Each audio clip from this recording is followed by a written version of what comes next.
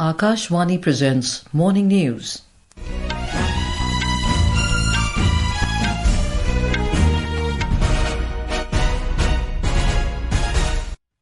Good morning, I'm Anuja Kumar. The headlines.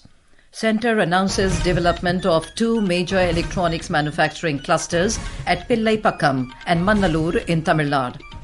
India to become world's third largest economy by 2028, overtaking Germany, says Morgan Stanley. Nominations start for Padma Awards 2026 to be announced on the occasion of Republic Day next year. At least 27 civilians killed and 30 injured in an airstrike by Myanmar military on pro-democracy resistance group. Kashmir Valley receives fresh snowfall.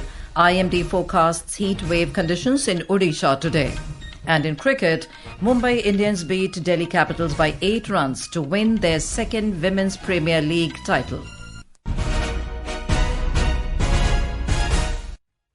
And now the news in detail.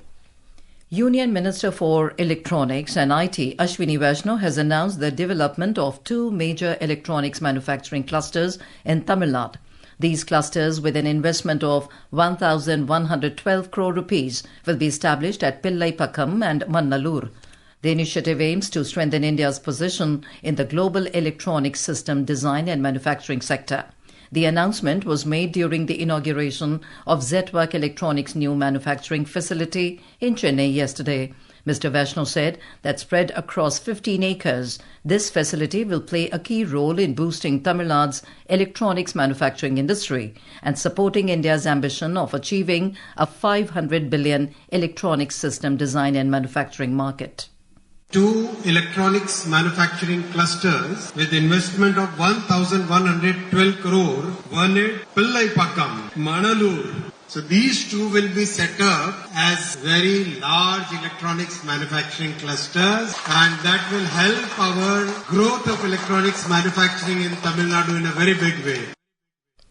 The Union Minister also highlighted how Tamil Nadu has emerged as a major hub for electronics manufacturing, benefiting from increased government support and a railway budget exceeding 6,000 crore rupees. Mr. Vaishnaw said India's electronics manufacturing sector is growing rapidly. Thanks to the vision of Prime Minister Narendra Modi, we are positioning India as a global manufacturing hub. Tamil Nadu is a key beneficiary of this growth, he added. When our Prime Minister, Shri Narendra Modi ji, he took the responsibility of the country, that time electronics manufacturing was a very small industry. Today, you will be very happy to know that electronics has become the second largest export item in the country, overtaking many conventional industries which had developed export over decades. And just see, within 1 decade, electronics has become the second largest. India will become the world's third largest economy by 2028, overtaking Germany, according to a report by global financial services firm Morgan Stanley. The report said Indian economy, valued at $3.5 trillion in 2023, is projected to expand to $4.7 trillion by 2026. In 2028, India will overtake Germany as its economy will expand to 5.7 trillion, Morgan Stanley said. The report said India has emerged as the world's most sought-after consumer market and has gained share in global output, facilitated by stable macroeconomic policies and improved infrastructure. Bharatiya Janata Party has said that this extraordinary ascent is not by chance, but the result of years of visionary leadership and bold economic reforms. In a social media post, the BJP said when Prime Minister Narendra Modi took charge, he set a course for transformation. The initiatives like Make in India and Digital India ignited a wave of industrial innovation, turning villages into manufacturing hubs and cities into thriving economic centres, the party said. Nominations for the Padma Awards 2026 to be announced on the occasion of Republic Day next year have started. The last date for nominations for Padma Awards is 31st of July. The nominations and recommendations for Padma Awards will only be received online on the Rashtriya Puraskar portal. The Padma Awards, Padma Vibhushan, Padma Bhushan and Padma Shri are amongst the highest civilian awards of the country. The awards seek to recognize work of distinction and is given for distinguished and exceptional achievements in all disciplines such as art, literature and education, sports, medicine, social work, science and engineering, public affairs, civil service and trade and industry. All persons without distinction of race, occupation, position or sex are eligible for these awards. Government servants, including those working with PSUs, except doctors and scientists, are not eligible for Padma Awards. Prime Minister Narendra Modi has urged people to tune in to his podcast interview with Lex Fridman to be broadcast today. In a social media post, Mr. Modi said he had a fascinating conversation with Mr. Fridman, who hosts the Lex Fridman podcast. The conversation covered diverse topics, including Mr. Modi's childhood, the years in the Himalayas, and the journey in public life. Mr. Fridman said he had an epic 3-hour podcast conversation with Prime Minister Modi. In a social media post, the podcaster said it was one of the most powerful conversations of his life. Union Youth Affairs and Sports Minister Dr. Mansukh Mandavia will inaugurate the Fit India Carnival in New Delhi today. The 3-day fitness and wellness festival aims to promote a healthy and active lifestyle, aligning with the Fit India movement's vision of a fitter, healthier and obesity-free nation. It will include a host of sports activities, including rope skipping, stationary cycling, arm wrestling, cricket, bowling, among others. The inauguration will also be attended by Minister of State for Youth Affairs and Sports Raksha Khadse and Bollywood actor Ayushmann Khurrana. During the launch of Fit India movement in 2019, Prime Minister Narendra Modi called upon people to exercise for half an hour daily. Fit रहना उतना मुश्किल काम नहीं है जितना कुछ लोगों को लगता है। फिटनेस की डोज आधा घंटा रोज। इस मंत्र में सभी का स्वास्थ्य, सभी का सुख छिपा हुआ है। This is Akashvani giving you the news. For quick news updates around the clock, follow us on our X handle at AIR News Alerts. And for details of these stories and more, log on to our website www.newsonair.gov.in and download the News on AIR app. Union Home Minister Amit Shah will attend several programs in Assam today. He is on a 3-day visit to northeastern states of Assam and Mizoram. Mr. Shah yesterday inaugurated a police academy in Golaghat district of Assam and had attended a program of Assam Rifles at Aizawl in Mizoram. Today, the Home Minister will go to Assam from Mizoram to attend several programs. More from our correspondent.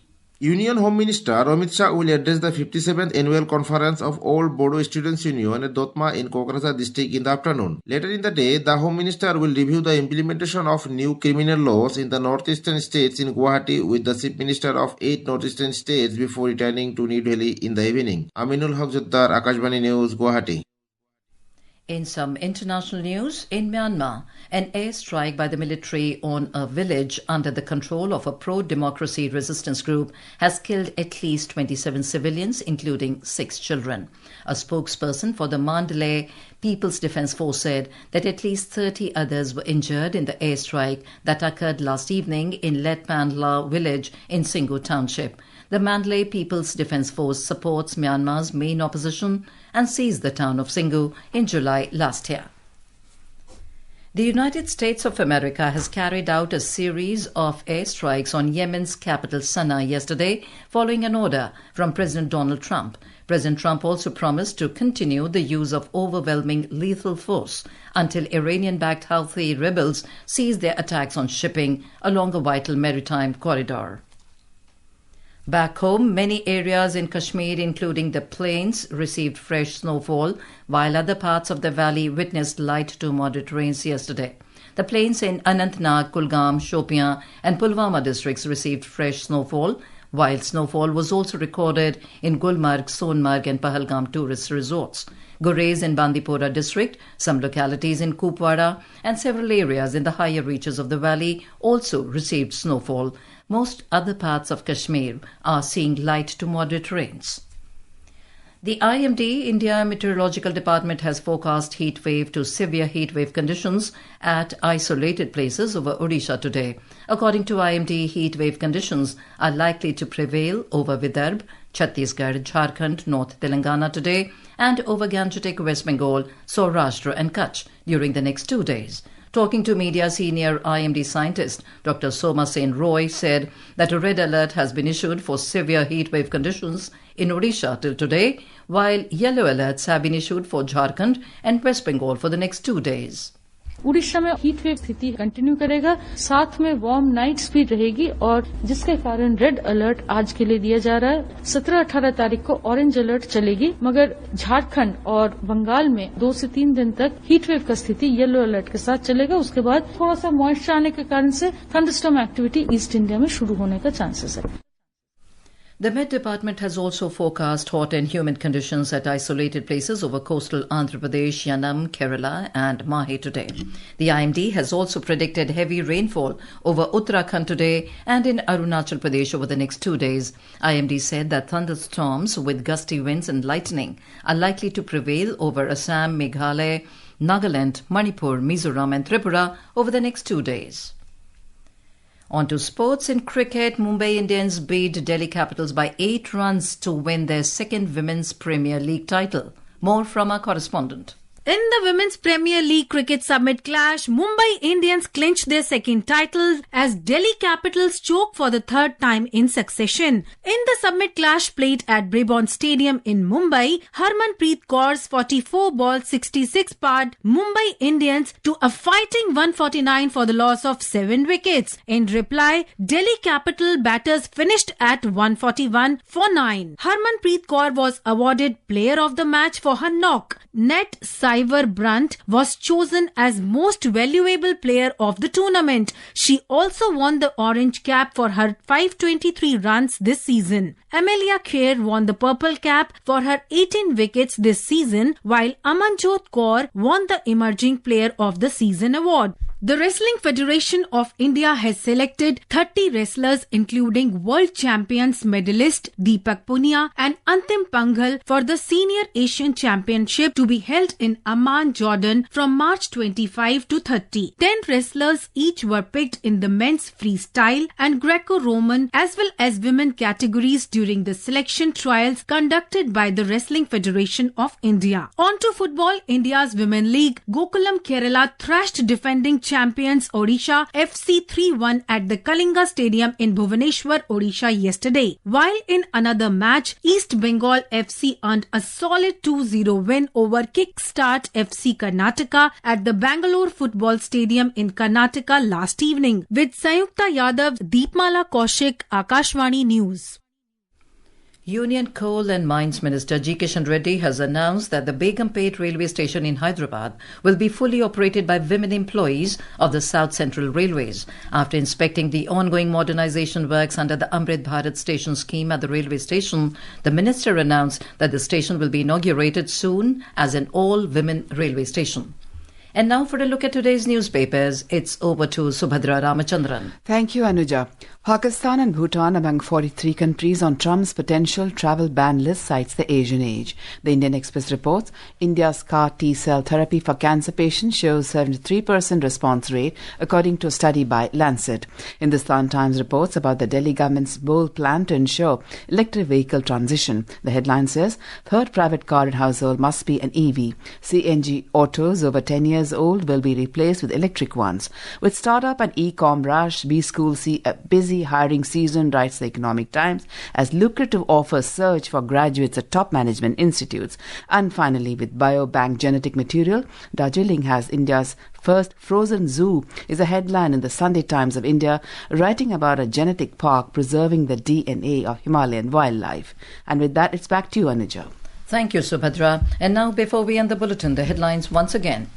Centre announces development of 2 major electronics manufacturing clusters at Pillai Pakkam and Manallur in Tamil Nadu.